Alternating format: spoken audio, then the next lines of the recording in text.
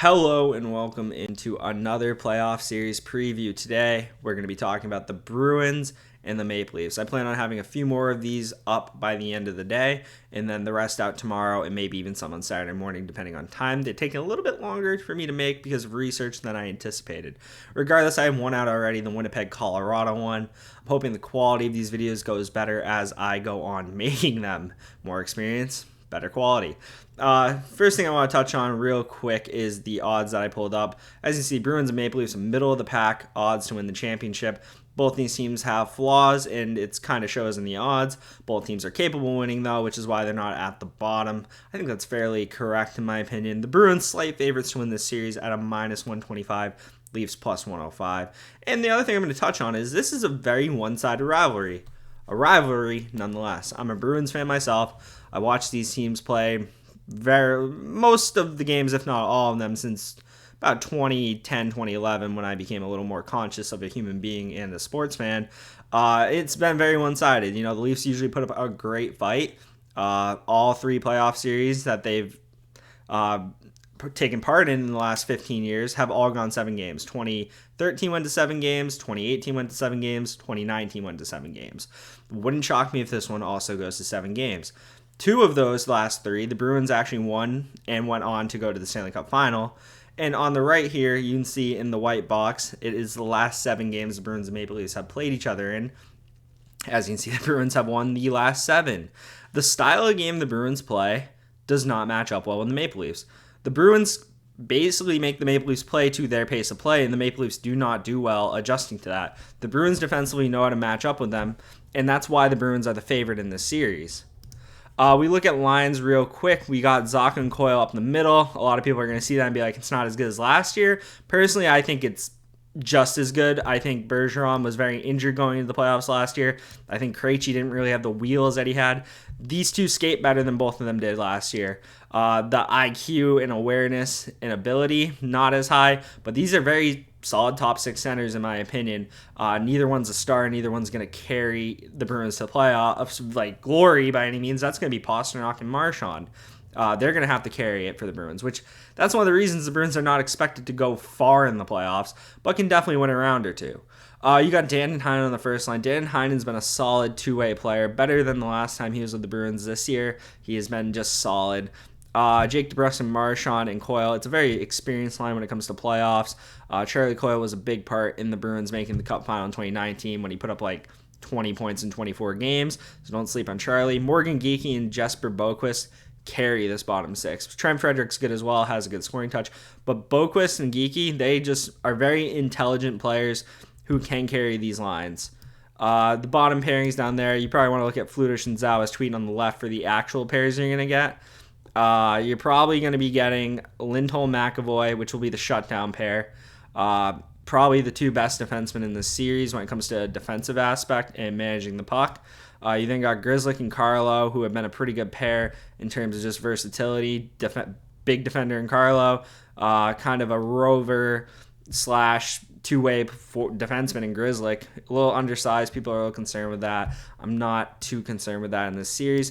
Shattenkirk and Peak. Shattenkirk's been solid. Peak's been a good get since the trade deadline. Ullmark and Swayman in net. You look at the Leafs lines, and I like what the Leafs are doing here with their top 9. Or I should say their first, second, and third line. I like how they're splitting up Matthews, Marner, and Nylander. All of these players should be able to carry a line and basically create scoring chances at any time. I know Bobby McMahon's got a good scoring touch. I know Pontus Holmberg's not a bad player himself. Calle Jarnkrok and Tavares, 2 solid players. Bertuzzi and Domi have been playing very well as of late. It's a really tough offensive core to stop. I think the Bruins can limit them. I think there's going to be some games where the Leafs do score some goals, which this is why it's going to go 7 games most likely. It's going to be one of those things where the Bruins are going to play their style game well one night. The Leafs are then going to score a lot of goals another night. It's kind of how it goes. The D core is where you kind of get into the concerning part of the Maple Leafs. You got Riley Labushkin. Leafs got Labushkin back in a trade. Benoit McCabe. Benoit has been a good pickup for the Leafs. Decent defender. Joel Edmondson and Liljegren. Younger defenseman Liljegren. Joel Edmondson experienced and has some size. Brody, Giordano, and Timmins. as the extra defenders. That none of them are terrible plug and play. It's just when you kind of look top to bottom here, it's not the strongest D-core in the playoffs, probably one of the lesser ones. Then look at scoring on the year. You'll see Matthews with his ridiculous goal pace. See Pastrnak fell short of 50, a little surprising there. Pasternak's one of those streaky players. One of those things is like he hasn't scored a goal in the last 5 games.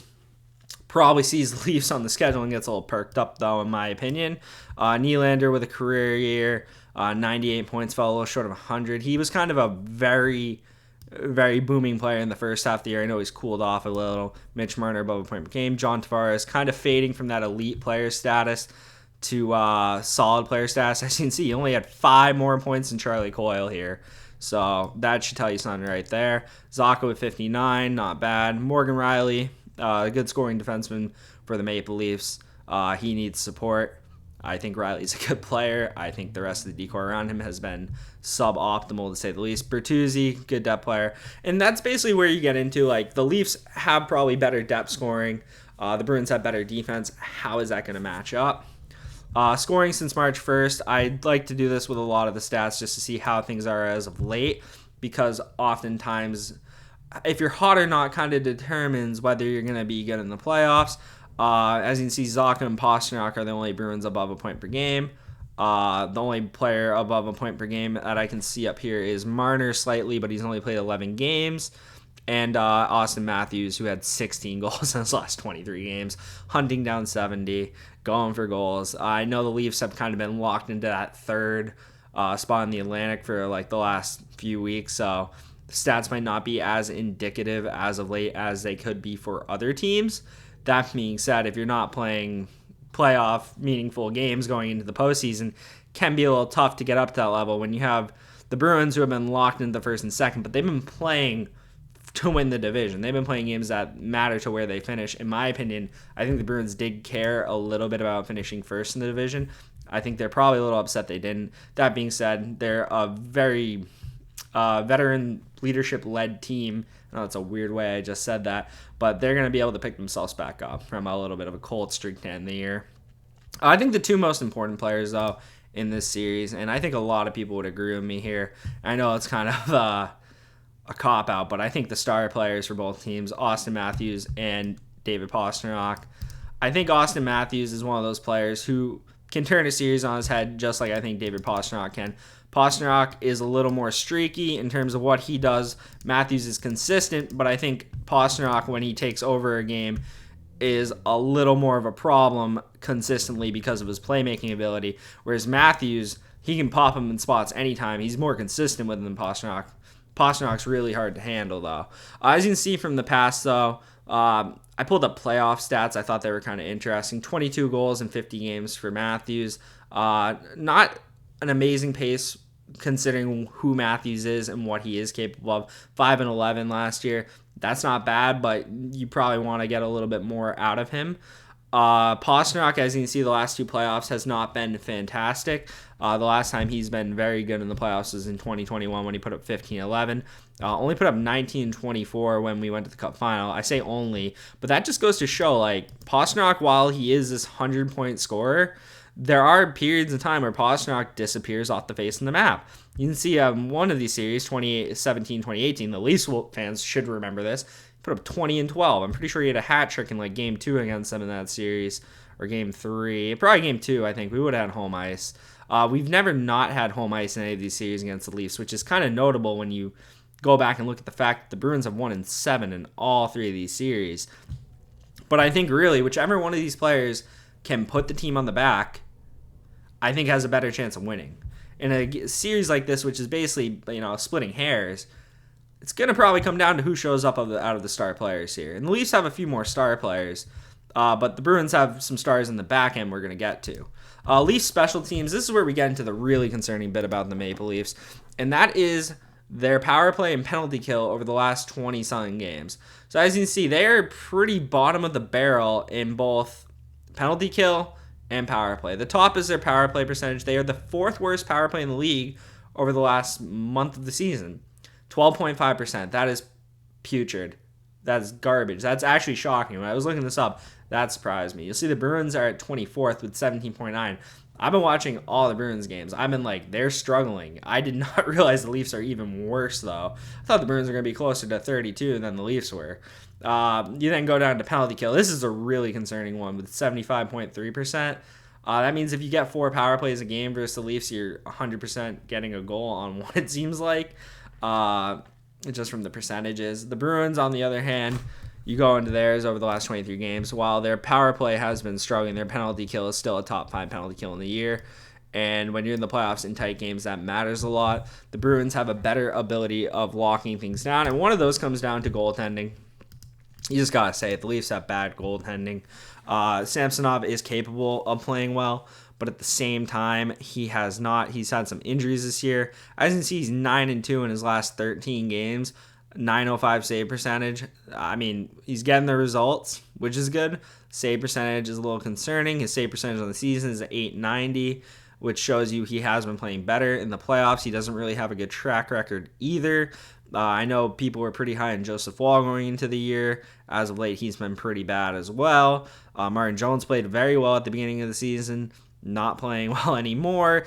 Or I shouldn't say that because it's only a 2-game sample, but the edge in goaltending clearly will go to the Bruins in this series with Ullmark and Swayman. There's been talk about the rotation, and I know some Bruins fans are pretty opinionated on this. If you listen to 98.5 or any of those, people think we should rotate the goalies in the playoffs, go Ullmark, Swayman, or Ullmark, Swayman, Swayman. I am not really of that camp right now. I think Ullmark's been the better goalie. I highlighted they both played 10 to 11 games in the last month. As you see, Ullmark's been the better goalie. I think you ride with him. I think the only reason the Bruins lost to Florida last year, I shouldn't say the only reason, that's a little misleading, but a big reason was Ullmark getting injured and us not moving away from him to Swayman when he was playing hurt. I think if Ullmark's healthy, he's your guy, and you ride with him. And I think you can get this done. And I'm just going to hop into my prediction here. I do have the Bruins winning this series in 7 games. I would not be shocked if the Leafs win this series, though. I'm picking the Bruins at like a 55% confidence rating.